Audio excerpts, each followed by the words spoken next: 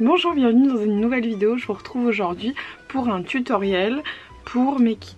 Si vous nous tombez sur ma chaîne comme ça, sachez que je suis créatrice de kits de broderie et souvent je fais des vidéos qui accompagnent mes kits pour vous aider à les réaliser au mieux. Aujourd'hui on va se focaliser sur des projets libres. Ces différents kits, je vais vous parler de 4 kits en tout, mais tous utilisant la même technique. Cette vidéo vous sera utile pour réaliser ce kit de Montmartre, ce kit Pride, le kit des cerisiers en fleurs. Pour la petite histoire, sachez que tout a commencé un jour par ce kit. À l'époque j'habitais à Washington et un truc très emblématique qu'il y a à Washington, c'est les cerisiers en fleurs. Ça a lieu en ce moment par exemple et c'est toujours très beau à voir. Plein de teintes de rose qui se mélangent, de pétales qui volent, c'est un peu comme on se l'imagine. Et moi c'est vrai que c'est un moment de l'année que j'aimais beaucoup à Washington et je suis pas la seule, c'est vraiment emblématique. Et donc tout a commencé d'abord par les broderies que je vendais déjà faites. Vous allez voir comme c'est long de faire des points de nœud, j'y passais un temps monstrueux. Et puis après j'ai fini par faire des ateliers, le proposant d'atelier, et à partir des ateliers est né le kit. Voilà, c'était pour la petite histoire. Et le kit des coquelicots. Si vous voulez savoir de quoi on va parler aujourd'hui, on va se focaliser sur le point de nœud. C'est donc ces points là qui sont comme des petites boules. Et vous allez voir toute la subtilité qu'il y a avec ce point qui est pourtant assez basique, qui ressemble à une petite boule quoi. Et qui peut néanmoins avoir un résultat très satisfaisant et très esthétique. Si vous voulez voir un close-up de ce kit, une fois réalisé, je vous laisserai aller voir cette vidéo que je vous mets juste ici dans le petit i. Une des choses qu'il faut savoir sur ces projets faits exclusivement avec du point de nœud, c'est qu'il ne faut pas hésiter à mélanger, à mixer les différentes tailles de points. Donc, je vais vous expliquer ça tout de suite, les tailles des points. Et puis les couleurs.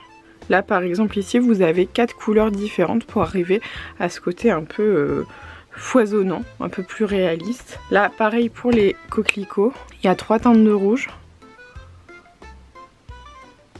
Et pareil les tailles sont différentes. Là en plus c'est des textures différentes parce qu'il y a du fil de broderie avec des paillettes et puis de la laine à broder. Donc ce qui amène vraiment un côté plus riche à la texture. Là pour les points de nœud qui sont dans le ciel, j'ai juste mixé les tailles des points. Alors pour commencer, on va d'abord placer le tissu dans le tambour. Donc c'est très facile, on ouvre le tambour, on place la partie intérieure sur la table, par-dessus on vient mettre le tissu, on essaie de centrer tout de suite, ce sera plus simple. Puis on vient replacer le tambour extérieur et on appuie. Ensuite il suffit de fermer la vis, de bien replacer le tissu si besoin. On referme la vis, on replace et ainsi de suite. Une fois que c'est fait, on pose le tambour sur la table et si on arrive à toucher la table à travers, c'est que c'est pas assez tendu. Si vous voulez savoir où est-ce que ça manque de tension, vous pouvez aussi caresser le tissu. Ici je vois que par exemple c'est plus lâche. Si vous n'arrivez pas à bien fermer le tambour, vous pouvez très bien utiliser un outil, par exemple ici un tournevis ou une pince, pour mieux réussir à fermer le tambour. Ici, je vais venir faire des points de nœud pour remplacer les ballons, les lettres en ballon qui sont sur la photo. Et pour chaque lettre, j'utilise 2 teintes. Par exemple, pour le i, ici au milieu, je vais utiliser 2 teintes de vert. L'important avec le point de nœud, c'est de bien se placer.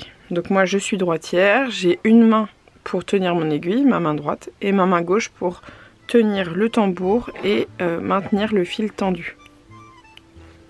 Ici, ça doit vraiment être tendu, mais pas tendu collé au tissu, c'est vraiment tendu et décollé du tissu. Je viens poser mon aiguille par-dessus et j'enroule la pointe vers le haut, vers l'arrière, 1 fois, 2 fois, 3 fois. Et vous voyez, ça doit former. Là, je sais que c'est bon. Par contre, là, ce n'est pas bon. C'est subtil, mais une fois qu'on a compris le truc, on voit la différence. Une fois qu'on est là, on glisse près du tissu et on vient repiquer, pas exactement dans la même fibre, mais juste à côté. On descend bien le nœud contre le tissu et une fois que l'aiguille est plantée dans le tissu, on peut arrêter de tendre son fil et il reste plus qu'à tirer. On va recommencer cette fois avec 2 tours. Je pose, j'enroule une fois, 2 fois, perpendiculaire, je glisse et je pique. Maintenant on tire.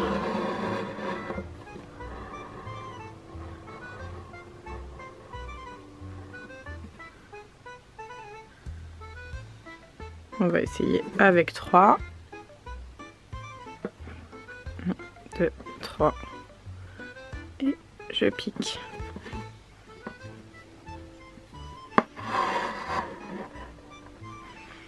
Donc on a fait un tour, 2 tours et 3 tours. On peut monter jusqu'à 4, après je trouve que ça devient compliqué à gérer. Mais bon, ça c'est vous qui voyez. Je vais faire toute ma première partie là en vert foncé et puis je viendrai ensuite vous montrer comment faire avec la deuxième couleur. Alors j'ai fait la première couche avec le vert foncé et maintenant je vais faire la deuxième, combler tous les blancs quoi, en fait avec le vert clair.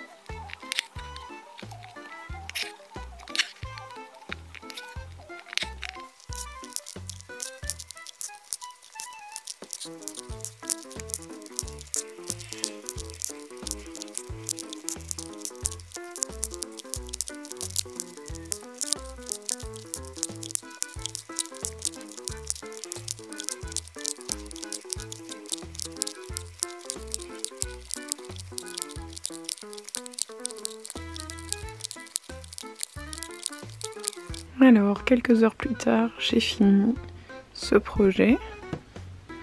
Et donc, je vais vous montrer comment finir le dos. Donc d'abord, la première étape, c'est de bien retendre le tissu. Là, ici, c'est vraiment brodé au bord.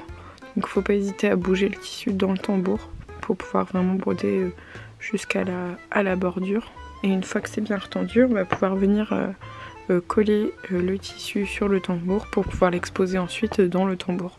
Si vous décidez de l'exposer autrement, vous n'êtes pas obligé évidemment de le coller au tambour. Donc je vais mettre du pistolet à colle ici sur la tranche du cercle intérieur. Et une fois qu'il y a de la colle, je mets par portion. Je vais recoller en tendant le tissu par-dessus.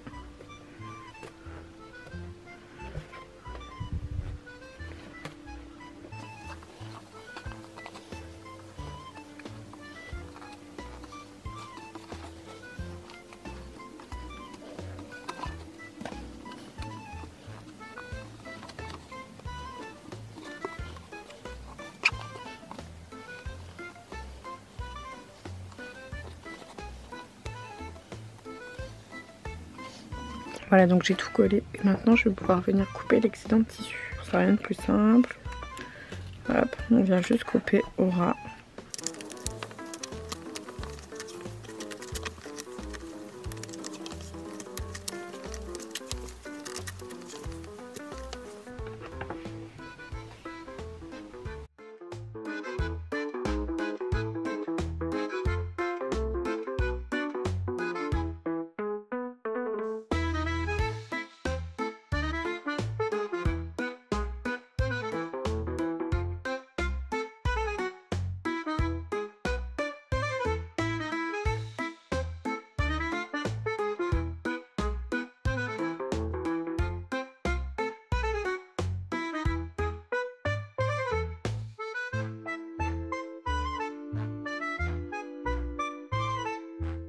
Et voilà, c'est tout pour cette vidéo, j'espère qu'elle vous aura été utile.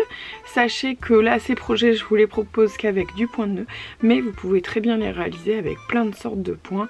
C'est à vous de voir, moi c'est ce que j'aime, c'est comme ça que j'aime les voir. Je vous remercie d'avoir regardé la vidéo, n'hésitez pas à vous abonner et puis je vous retrouve la semaine prochaine, dimanche prochain, pour une prochaine vidéo.